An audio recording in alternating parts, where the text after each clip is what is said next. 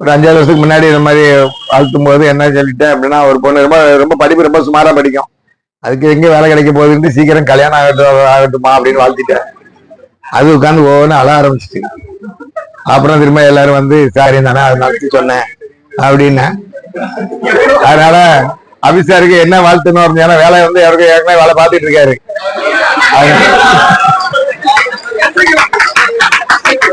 அதனால அவர் ராஜேஷ் சார் வந்து சீக்கிரம் வேலை கிடைக்கட்டும்னு வாழ்த்திடலாம். அவருக்கு வந்து ஆமா சீக்கிரம் பொண்ணு கிடைக்கட்டும் அப்படின்னு சொல்லி இந்த நேரத்துல எல்லா 2 பேரும் 100 ஆண்டு வாழ்க.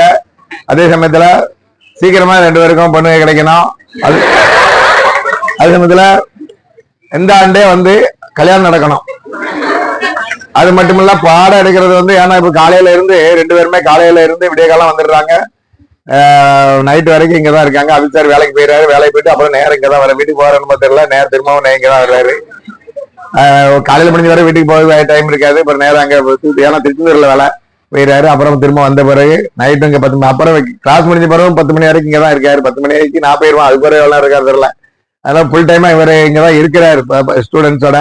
அதுல இதை வந்து நல்லா ஏற்றுக்கொள்ளக்கூடிய ஒரு பொண்ணு வந்து மனைவியா அமையன்னு சொல்லி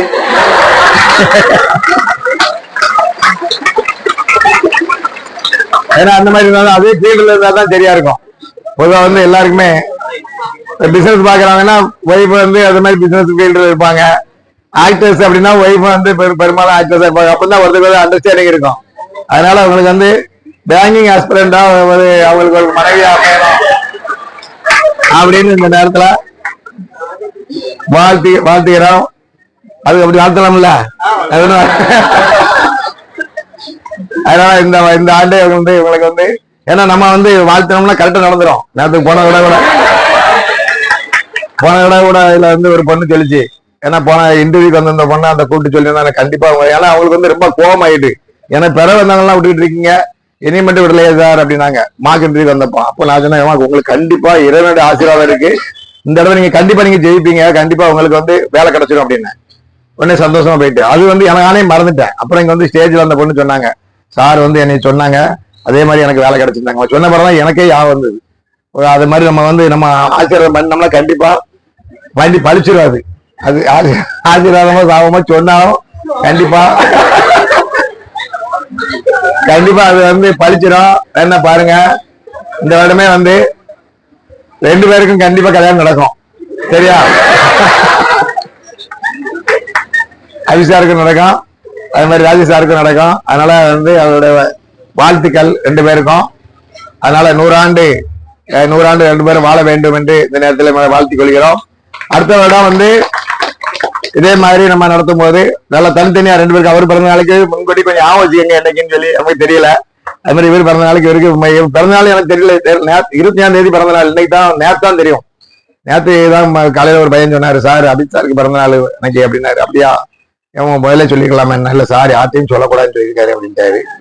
உடனே அப்படியா சரி அப்படின்னு அப்புறமா நானும் சரி கேட்கல. திரும்ப அதுக்கப்புறம் நேற்று நைட் தான் சார் ஏதாவது ஸ்வீட் கொடுக்கலாம்னு நினைக்கிறாரு. சரி அப்போ பிறந்தநாள் கொண்டாடிடுவோம் அப்படின்னா, இவருடைய பிறந்தநாளை இப்போ தான் இங்கே வச்சுதான் சொல்றாங்க, சாருடைய பிறந்தநாள், ராஜேஷ் சார் பிறந்தநாள். அதனால 2 பேரும் வந்து 100 வாழ் என்று வாழ்த்தி இதை வந்து கேக் வெட்டிடுவோம்.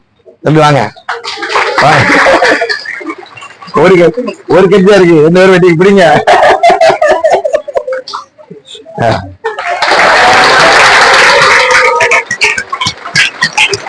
பாட்டு பிடிக்கலாமே.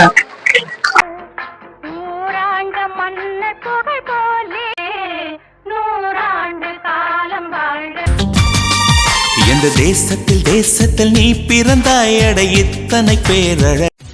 தேவதை வம்சம் நீயோ, தென்னிலா வம்சம் நீயோ.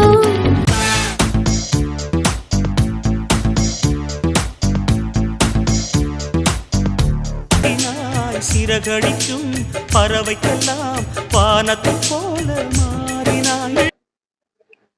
மத்தியானம் நம்ம வந்து டெய்லி சாப்பிட இங்க மீல்ஸ் போட்டுக்கிட்டு இருக்கோம், எல்லாத்துக்கும் தெரியும். அவங்களுக்கு வெறுமனே சாம்பார் சாதம் இந்த மாதிரி தான் போட்டுக்கிட்டு இருக்கோம். எப்பப்போ இந்த மாதிரி ஃபங்க்ஷன் சமயத்துல சிக்கன் மட்டன் ஏதாவது போடுவோம். அதனால இன்னைக்கு அவங்களுக்கு ஸ்பெஷல் சாப்பாடு உண்டு, நல்லா அபிஷேக் சொன்னாரு. அதனால சாப்பிடுவாங்க, மத்தியானம் சாப்பிடுவாங்கலாம், நல்ல ஸ்பெஷல் சாப்பாடு இருக்கு, நேரத்தோட வந்துருங்க. Okay, thank you.